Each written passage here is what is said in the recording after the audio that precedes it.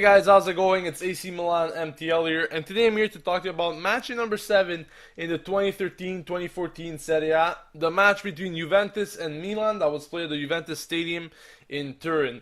Very important game for both teams, as Milan obviously needed the 3 points in order to climb the standings after only recording 2 wins in the 6 games so far in this season, prior to this match of course. And obviously Juve needed the 3 points in order to catch up to Roma, which they still haven't, but they're getting closer by the Matchday, of course, and waiting for Roma to drop some points. As usual, I'm going to be talking to you about player performances in this match, match events, my personal opinions, and so on, everything concerning this match. So let's get right into it. Milan, obviously, a very amazing start to this game. In the first 24 seconds, Muntari got himself a goal. After all the controversies that happened with Muntari and Juventus, as you may recall, the ghost goal, he finally scored against Juventus, and I guess it was a very good moment for him because he finally got them back, and he needed to enjoy this moment for that. So Muntari got himself a goal in the first minute, and in the first half, Milan played quite well, I have to say. Possession was way better than what we have seen against Ajax. Of course, we didn't sit back the whole first half, which was something positive and something that we wanted to see, thankfully. We saw it. But this didn't keep on for the full 90 minutes, and this is the main problem for Milan. Not keeping possession, way too many giveaways, goals that come from mistakes is what Milan needs to work on. They concede way too many goals from mistakes, and we saw that with the second and third goals scored by Juventus today.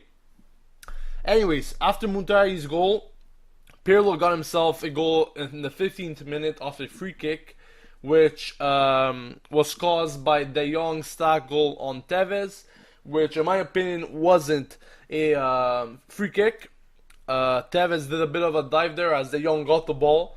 And there were a few yellows in this first half, especially the one given to Costa a few minutes after Pirlo's goal, which was absolutely ridiculous.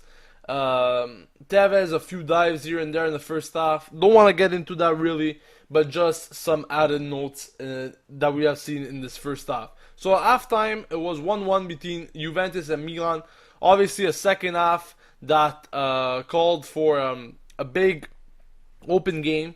Anything could really happen in this game in the second half. And I just want to bring up a point in terms of coaching, a comparison between Conte and Allegri. Of course, Conte, a very emotional coach, very inspiring for the team, for Juventus, gives a lot of emotion and motivation, which is the key here, the key word, the motivation to the team. And also works the tactics in the right way. What I mean by this is the example that in the 55th minute when Pogba came in, really changed the match for Juve.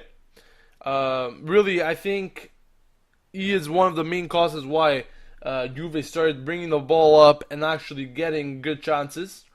So really, good on him, good on Pogba, and good on Conte, because this is what you need. You need a player that's going to change your game, that's going to get you the win, something that Allegri either doesn't know how to do, or he just doesn't have the right players, and making the stupid substitutions, of course, as we always see. So it's one or the two here. And after that, there have been some other moments in this second half, as I said before. Super substitutions, some coming way too late, and obviously other events that happened in this second half, such as the Mexes red card with a double yellow, something that happened also between Mexes and Chiellini in that box, where it seems like Mexes gave Chiellini a punch to the head. We'll get into that. Mexes is actually risking for more than 1 game suspension so far. So, of course, I'll keep you guys posted on that if anything happens. And lots of things to look at, guys. Lots of things to look at. As I mentioned before, Milan conceding goals on their own mistakes. Biggest problem so far. Defense that makes absolutely shit Once again, conceding 3 goals in a game. So far, 13 goals in 7 games. Completely unacceptable. 2 wins in 7 games. Another stat that does not make any sense for a team like Milan. And really, once again, guys, I bring this up every week, and it's the truth because we all obviously see it. A summer market that was absolutely shit by Milan. That pretty much was like a vacation time for Galliani, where he spends nice days on the beach, in the pool, um, while other teams were doing the business in the back, like Roma. Roma, I want to just bring them up in this match review because they're a team that has won all 7 games this season. I've only conceded 1 goal in 7 games. Completely rebuilt their team with signings in midfield and defense, especially. So obviously the purchases and the building of the team came on pretty handy in there.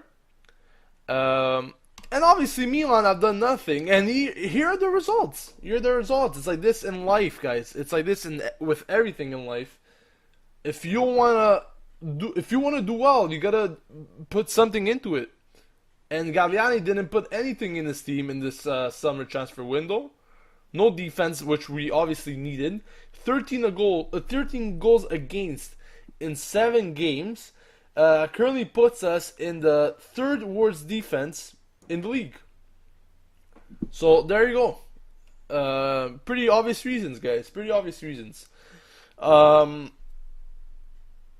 In the end, Milan had a chance to actually equalize. Muntari got himself a 2nd goal in this game at the 90th minute, but it was already too late as Juve in the end won 3-2.